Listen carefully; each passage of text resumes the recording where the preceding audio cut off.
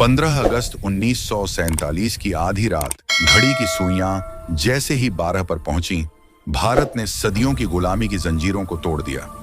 दिल्ली के लाल किले पर तिरंगा फहराया गया और करोड़ों भारतीयों की आंखों में आंसू और मुस्कान दोनों एक साथ थे।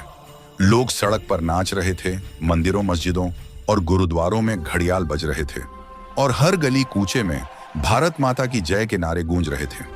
पर इस खुशी के समंदर के पीछे एक गहरी पीड़ा भी छिपी थी। यह पीड़ा थी विभाजन की। भारत का भूगोल ही नहीं बल्कि उसकी आत्मा भी दो हिस्सों में बांट दी गई, भारत और पाकिस्तान। जमीनें बंटी, नदियां बंटी, रेल की पटरियां तक बंट गईं, लेकिन इस बंटवारे का सबसे दर्दनाक पहलू था सैनिकों का बंटवारा। ये वही सैनिक थे जिन्होंने ब्रिटिश साम्राज्य के आदेश पर प्रथम और द्वितीय विश्व युद्ध में यूरोप से लेकर अफ्रीका तक अपने खून की आहुति दी थी। ये वही सैनिक थे जिन्होंने बर्मा की खाइयों में 7 दुश्मनों को हराया था। उनके लिए वर्दी और साथ की कसम सबसे बड़ी थी। लेकिन 1947 में उन्हें अचानक कहा गया, अब तुम एक ही झंडे के नीचे खड़े नहीं रह सकते। तुम में से कुछ भारत के सिपाही कहलाओगे और कुछ पाकिस्तान के। कल्पना कीजिए उस पल की जब एक ही बैरक में रहने वाले दो भाई जैसे जवान, जिनमें से एक हिंदू था और दूसरा मुसलमान, अचानक अलग देशों की वर्दी पहनने को मजबूर कर दिए गए। यह बंटवारा केवल फौज का नहीं था, बल्कि दोस्ती, भाईचारे और बलिदानों की परंपरा का भी था। इस कहानी में हम जानेंगे कि आजादी के बाद सैनिकों का बंटवारा कैसे हुआ, कितने भारत के हिस्से में आए और कितने पाकिस्तान के। साथ ही हम उन गुमनाम सैनिकों की पीड़ा और साहस को भी महसूस करेंगे जिनकी जिंदगियां इस फैसले से हमेशा के लिए बदल गईं। ब्रिटिश भारतीय सेना का निर्माण 1857 के प्रथम स्वतंत्रता संग्राम के बाद अंग्रेजों ने यह समझ लिया था कि अगर भारतीयों को हथियार मिलें और वे एकजुट हो जाएं, तो साम्राज्य लंबे समय तक टिक नहीं पाएगा। इसलिए उन्होंने सेना के ढांचे को नए सिरे से खड़ा किया। भर्ती की प्रक्रिया को जाति और धर्म पर बांट दिया गया। Sikh regiment, Gorkha regiment, Rajputana rifles, Madras regiment आदि। इसका उद्देश्य यह था कि भारतीय सैनिक आपस में कभी पूरी तरह एकजुट न हो पाए। प्रथम विश्व युद्ध 1914 से 18 और द्वितीय विश्व युद्ध 1939 से 45 में भारतीय सैनिकों ने ब्रिटिश साम्राज्य के लिए बड़ी भूमिका निभाई।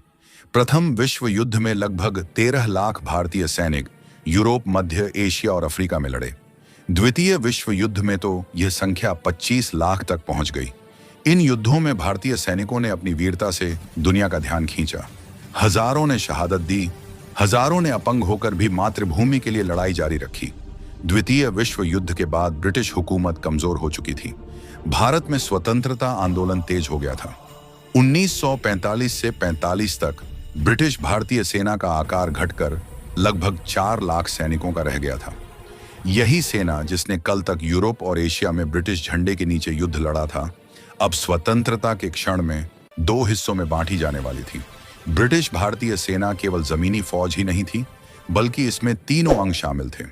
आर्मी यानी थल सेना लगभग 4 लाख सैनिक, एयरफोर्स यानी वायु सेना लगभग 13,000 जवान, नेवी नौसेना लगभग 8,700 जवान।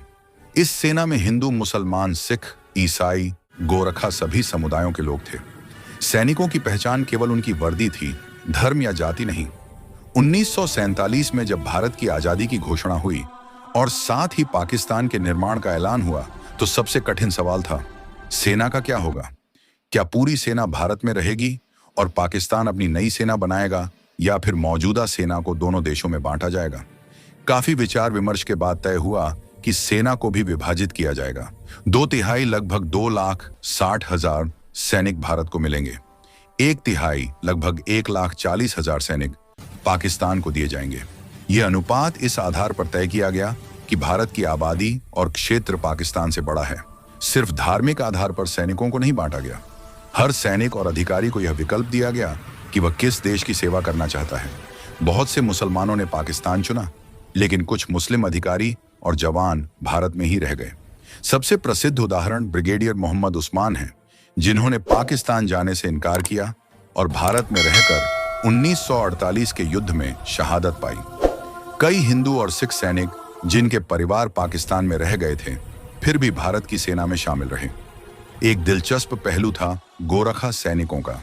ये नेपाल से भर्ती होते थे और उनकी वफादारी किसी धर्म या क्षेत्र से नहीं बल्कि अपनी रेजिमेंट से होती थी। गोरखाओं को बांटने का निर्णय बहुत कठिन था। अंततः समझौता हुआ कि गोरखाओं को भारत और ब्रिटेन में बांटा जाएगा, जबकि पाकिस्तान को उनका हिस्सा नहीं दिया जाएगा। सेना का बंटवारा केवल सैनिकों की गिनती का मामला नहीं था। यह दो नए राष्ट्रों की सुरक्षा, अस्तित्व और आत्मसम्मान का सवाल था। भारत, जिसकी सीमाएं लंबी थीं और अनेक समस्याएं थीं, उसे मजबूत सेना की जरूरत थी। पाकिस्तान, जो नया नया बना था और संसाधनों की कमी थी, उसके लिए सेना का गठन जीवन मरण का प्रश्न था। यहीं से शुरू हुई वह यात्रा जिसमें सैनिकों के आंसू, दर्द, वफादारी और बलिदान सब शामिल थे।